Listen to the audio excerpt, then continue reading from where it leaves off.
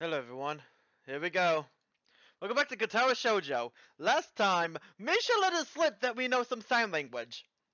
This is gonna be a fun day considering we're just with me, Shizune today. Here we go. I throw back my daily fistful of pills with a glass of water. After a solid 8 hours sleep, I don't really know what I was so afraid of last night. As I chew a particularly large tablet in half, I continue to rationalize my worries away. Shizune knew I was taking sign language classes all day yesterday, and didn't make a big deal out of it. She might be mute, but that doesn't mean she can't make her own feelings known. No, in fact, it seems like she's all the more direct for it. She doesn't beat around the bush or hold back. She always makes herself clear unapologetically, so there can be no mistakes. So, if she wasn't mad then, it's unlikely that she would be at all. On top of that, I didn't do anything wrong anyway.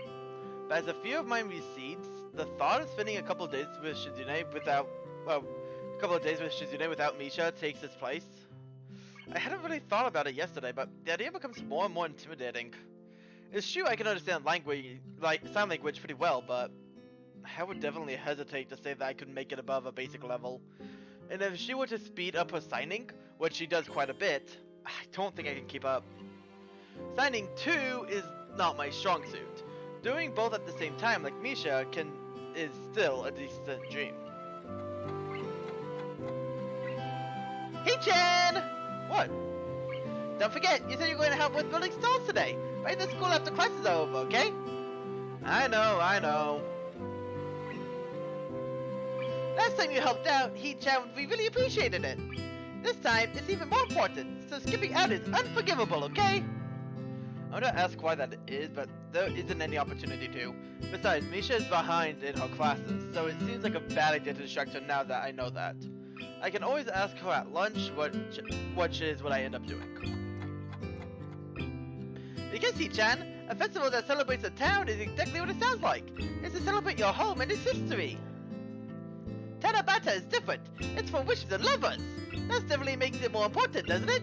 Yeah, naturally it would be. Is that really what's it for, though? He-chan, you have no sense of fun! She puffs out her cheeks in displeasure, before blowing the air out like a deflating balloon. You have to appreciate things like that, and even if it's just an excuse to eat interesting things and dress up at the end. I'll be disappointed in you if you don't, okay? Before I can say anything, she turns to the side to inhale I don't even know what that is.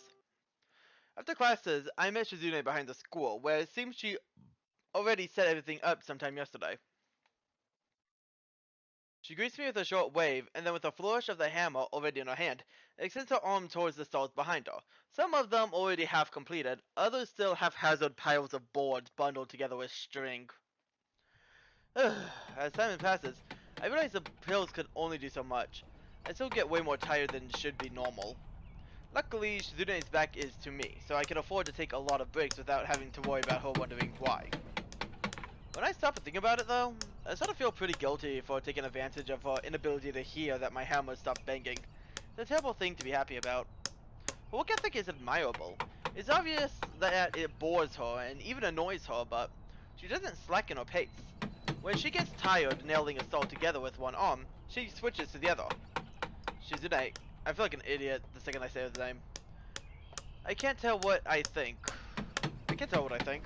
There's a hammer in my hand as well, and in the end, I feel like I have to keep up with her. I can't slack off either, especially when it's just the two of us. There's no time to sign, no opportunity. Not even for a compliment for a job well done. Even something as casual as that would require me to put my hammer down, get her attention, and then sign it to her. A simple gesture turned into something so needlessly complicated, like a single footstep taking on a road that's longer than first imagined. I've known her long enough to know this and still forgot it. The air is filled with rhythmic knocking of nails being driven into wood.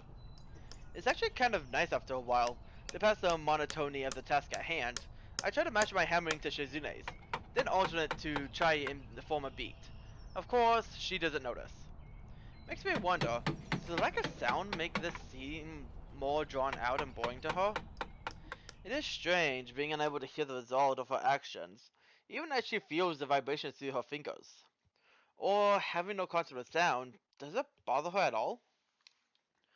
Distracted, I don't notice Shizune sneaking up on me until her head pops into view. Taking a break? Yeah, I guess. Okay, let's do that. You can understand sign language. That makes it more convenient for both of us, even though you hid it from me. Why? Why what? Why did you decide to take sign language? Her eyes don't break off of mine for even a second. If she needs to read my response, her peripheral vision is good enough. When she has something in her gaze, she doesn't look away. It's strange how piercing her eyes can be. Dark as a lake at night. Because I wanted to. It seems like something that would come in handy, and it did, didn't it? Yes. Sorry, I didn't catch any of that. See, this kind of thing still comes up now and then. I wish Misha was here. She has work to make up for, doesn't she? That might be partially my fault. Misha doesn't need supplemental lessons. Her grades aren't the best, but she understands how the decisions she makes affects others. That puts her ahead of many people. Especially certain blondes. Ah. She doesn't forget things easily. Your sign language is very good. You're learning oddly fast. I've been taking classes for a while now, and it's kind of easy to pick up after a while. Though immersion or osmosis, that kind of thing, it's not too bad. And if I'm really stuck, Misha's there too. I guess I spoke too soon. I didn't understand any of that. Time to backpedal. Well, yeah, it's actually not that easy. It's actually hard as hell, like trying to pick up broken glass. But I guess in some ways it's interesting as well. Like an adventure. Well, no. Picking up broken glass is not an adventure. Sure it is, it's just as challenging. If you use a dustpan and broom, it's not. I feel frustrated and sad. When I look up, I know she has a can of soda in her hair. Where the hell did you get that? Where did you get that? I read a sign, but she understands anyway. Pulling my eyes and produces another one from behind her back. Just in my direction, I can catch her with both hands. Oh, I bought an extra one for you. She pauses to slide her fingernail under the tab of her can and pop it open before setting it aside for a moment. If you're going to try and help me so much, then I have to look out for you too. It's only natural. I should probably think of a voice for Shizune, considering we can technically understand her even though it's still mute. Which is why I've been only using my regular voice, considering, you know, we have to interpret. Then again, it's all interpretation. But I don't really have a good voice for her. If you're going to learn sign language, that is something entirely different. Sure. I'm doing Rin's voice. I'm naturally going to be impressed. What separates the two is abnegation. I'm very happy. You dance her drink in one go, stretches her arms behind her back and jumps to her feet. Okay, back to work. Wait, what? And just like that, it's over. She's returns to work with the same energy as before, and lingering traces of a smile on her face, the only evidence that she had taken a break at all. Did I do the same? I think that Misha was right in saying everything would work out for the best. Everything so far seems to be going in that direction. And we've worked so much, it's already nighttime. Misha swings by as it starts to get darker, looking just as tired as I feel, and Shizune decides to stop for the day. As we cover the day's work and go our separate ways, I look at how fluidly they talk to each other, and how easily they laugh together as they walk to their dorm. Makes me appreciate Misha's skill at sign languages more. What if I'll ever reach that level? Or if I even have the time to?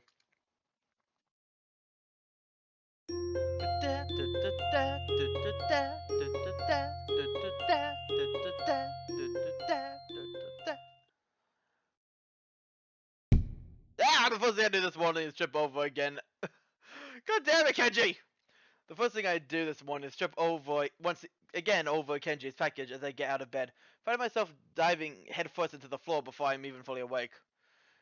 I want to smack this thing with the first blunt object I can find. I'm going for a home run, but I don't even have the energy for that this early in the morning. I know what damages others inside, and that would be mean. Keeping the package is mean! Honestly, we might as well just leave it in front of his fudging door! As I enter the hallway, it sails along the smooth floor with little difficulty, and it starts with a soft and almost inaudible bump on the colliding with Kenji's door. Immediately, a dozen locks unbolt in succession like a mounting symphony. Who is it?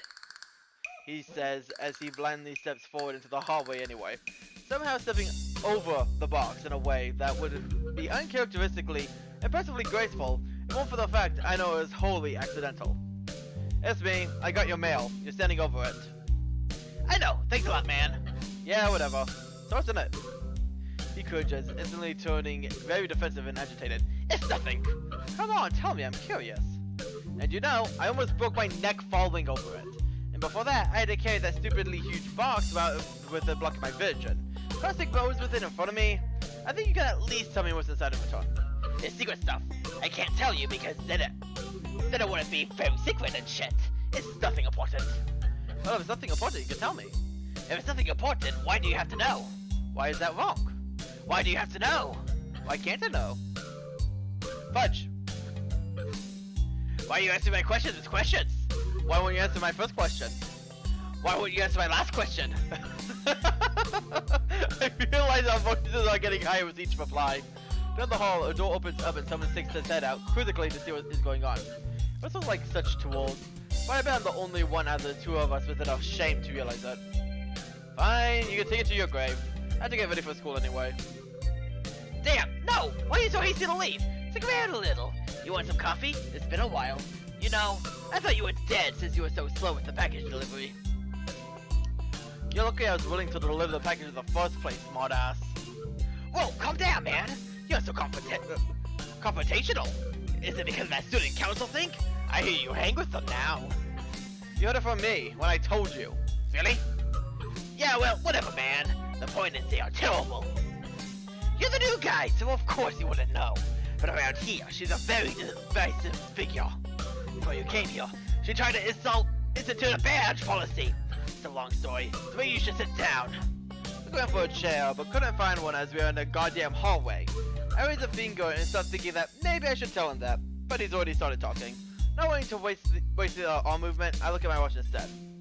It would have been a real reign of terror if it had happened. Wait, you're judging her based on something that didn't even happen? Yeah, anyway. Her idea was like merit badges, but there would also be demerit badges! What would those do? I don't know, it never happened. It seemed bad though, so when I heard about it, I didn't leave my room for a few weeks. So you heard there would be a massive change and hid in your room, trying to just ride the change out? Nah, I decided to do something about it. I found the student council office after a while, and marched right in there with a list of demands and a bunch of people I grabbed in order to make myself look like I have supporters. Wait, so not only did it not happen, but no one even cared? He doesn't hear me, having gotten a good momentum going, wrapped up in the energy of his own ranting. He starts to completely flip out and flail his arms, apparently to wildly throw gang signs. I walk up to the desk and say, "Hey, you, fascist woman! What is this badge idea? How out of touch can you be? Here to your ivory tower, smugly looking down upon us like just a bunch of idiots? Who do you think you are? Your levels of elitism is terrible!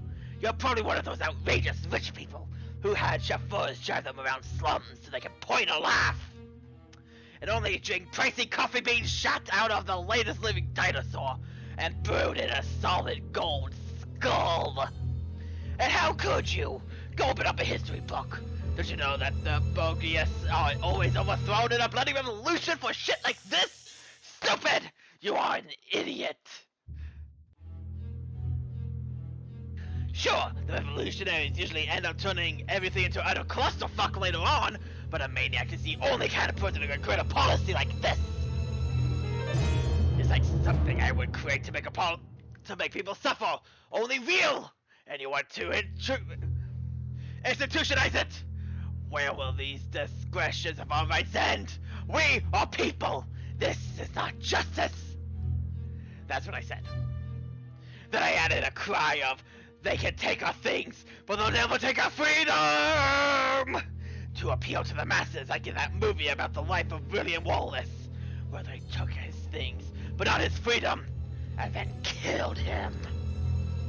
But she just ignored me and didn't even look up for more writing in her little paper shit.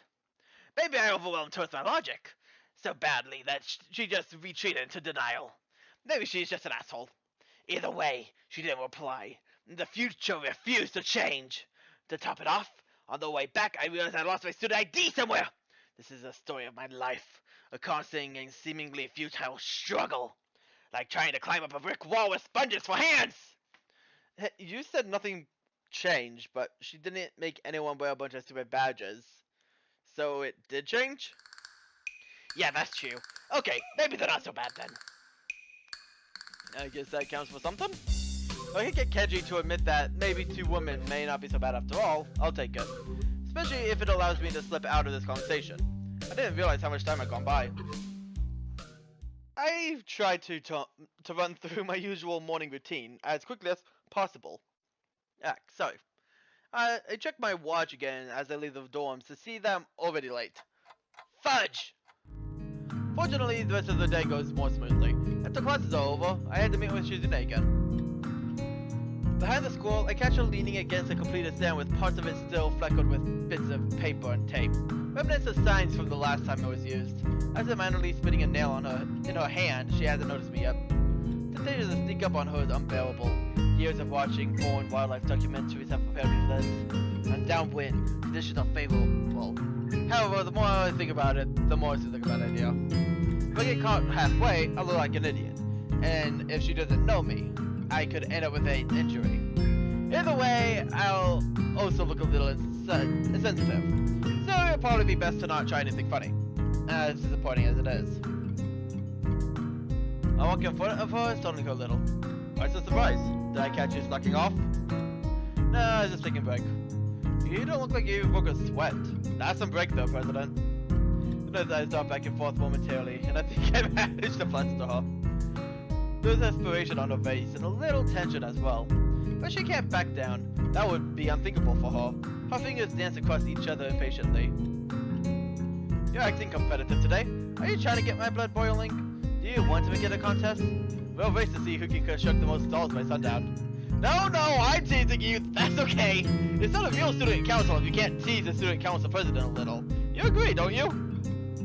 That isn't the student council chatter, so it isn't true. There is no chatter! Cha-cha. At least, I don't think there is. The only thing they pledge loyalty to are a stack of takeout menus. Anyway, it's a good thing you're finally here. Even if you could have been earlier, pick up a hammer and we'll resume where we left off. As we work assembling stalls again, I slowly realize that it's really much less work than I would have expected. In fact, according to Shizune, we should be done by the end of the day with a little luck. Last time I did something like this for them, it took her, Misha, and myself almost 4 days to do it. It can't just be my imagination. You know, this doesn't sound like that much work. Because it isn't. That also leaves me wanting a little more. Knowing that it isn't the best, Shizune puts down her hammer to elaborate. It would be impossible for 2 people to do that much work in less than a week. The truth is that I don't dismantle half the stalls. I just store them somewhere else. Actually, more like I hide them in plain sight. She waggles a finger mischievously. But that's a secret, and it's not proper to reveal the tricks of trade. You're not a magician.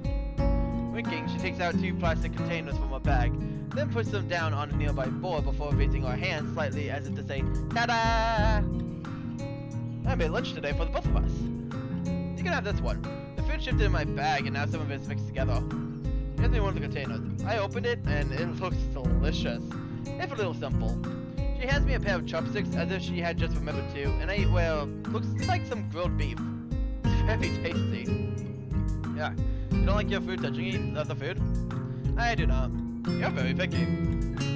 Sometimes I make my food on my own, but not always, and not everything. I don't like it when it's done for me. What's important is the choice. He points lustfully to emphasize it, and then breaks her chopsticks apart to eat her own meal. As I continue to eat, I notice 2 things. The first is that almost everything I'm eating besides the rice is fried. Even the vegetables are fried. There's so much meat. Does she eat this kind of stuff all the time? Or does she manage to stay so thin in spite of it? Second thing I notice is that I can't talk to her while eating. Talking with your mouthful is a little rude anyway, so without our hands holding our chopsticks and bowls, communication between us is impossible, just like yesterday. Even though we're spending time together, even though I took the time to learn sign language, it feels like I'm talking to her less. Despite that, it also feels like I'm understanding her more.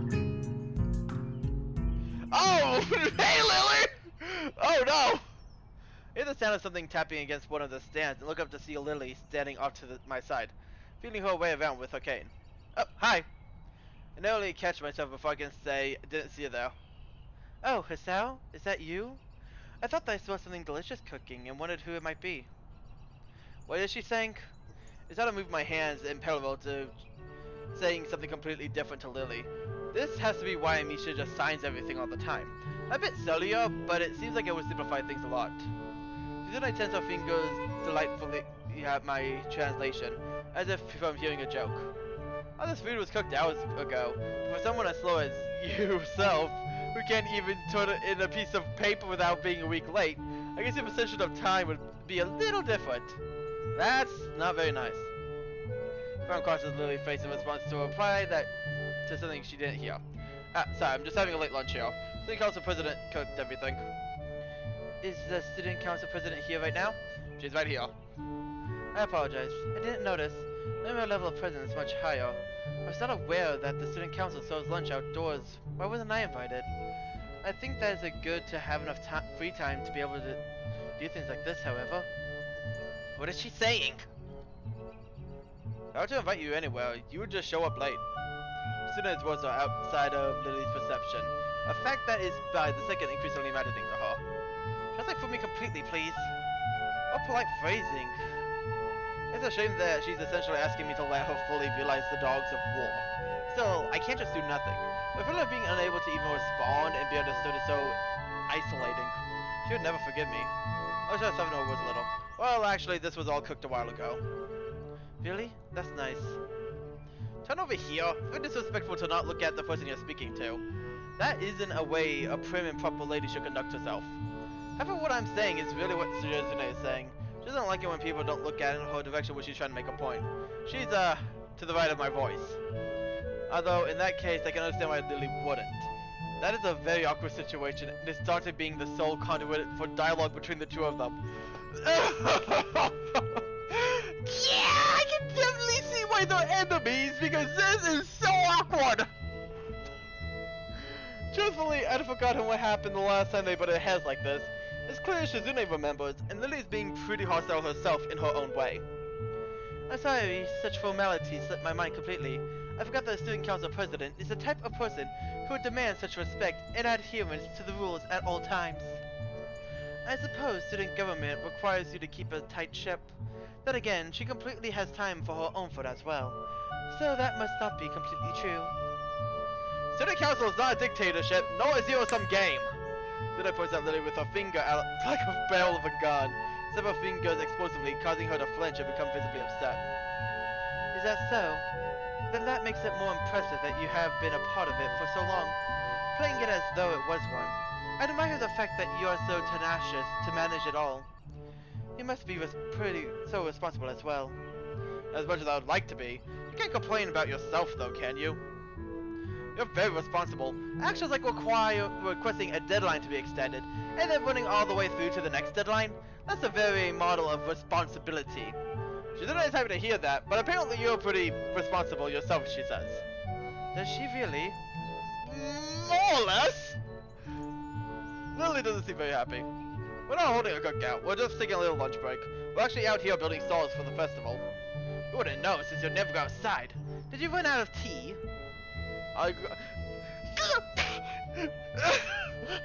Shizune, you're making it very hard for me to be on your side here! Are you going to town shopping? No, as I said before, I was just passing by. In case you did not hear, I'd hate to interrupt the Student Council President. You're not doing anything now, but you must both be very busy. In that case, Asao, I'm sure that the Student Council President will be able to find or make work for the both of you if she needs to. Oh, that's actually kind of cute. I'll devour you! Yeah, very busy. Devour is a hard word. I'm pleased that I can read it. This isn't time to celebrate, though. Not over that. Instead, it looks like they might stop squabbling, so I would drink to that. Have a nice day, Hasao. Goodbye, Student Council President. Thanks. You too. Stay classy. Oh, that felt... I just feel so sorry for Lily. Like, I understand everyone here has their disabilities, and we're not here to go and let that stop us. But my god! Lily's just trying her best! Shizune, you're unreasonable at times! So as Lily leaves, Shizune dives into the remains of her lunch as quickly as possible. As if each bite she shovels away is a means to forgetting any of this ever happened. When she is done, she heads right off to hammering with the same mindset. It's good that she's working off her frustration, but now it doesn't look like she is in any mood to talk anymore. About 2 hours later, she stops, having mowed through the rest of the stalls non-stop in that time. It still feels hard to approach her. I think about how easily a conversation can die. After it took so long to be able to get her alone and speak to her directly, it almost hurts.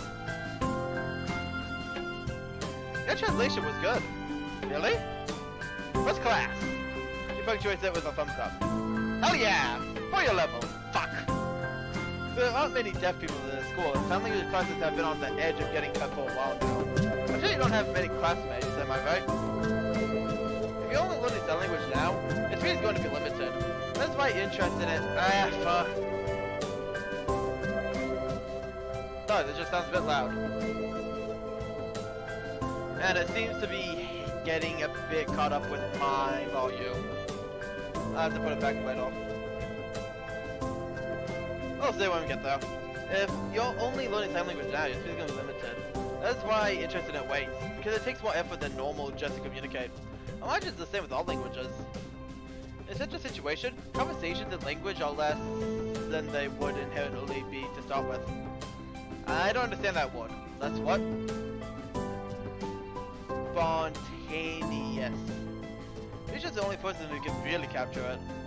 Yeah, that's definitely true. Her expression changes for a second. It changes back too quickly to digest. I get the feeling that this isn't meant to be pursued. What I really want to know about is, why do you and Lily fight so much? Yes, please! Tensing a little and visibly frowning, Shizune tenses her fingers and overlays them repeatedly as if shuffling an invisible deck of cards. 2 fights that you know of ain't worth calling so much. If you had been there last year, you could say that. I heard it was a rough year. Something about how you tried to institute a badge policy? Surprised? Well, I want to hear more about that later, definitely, but you don't like Lily very much, do you? Don't dodge my question. I'm not dodging anything. She was part of the student council until last year. We didn't get along very well. She wouldn't keep doing things like the old student council did. The old council was just so inefficient. It was stupid and insulting.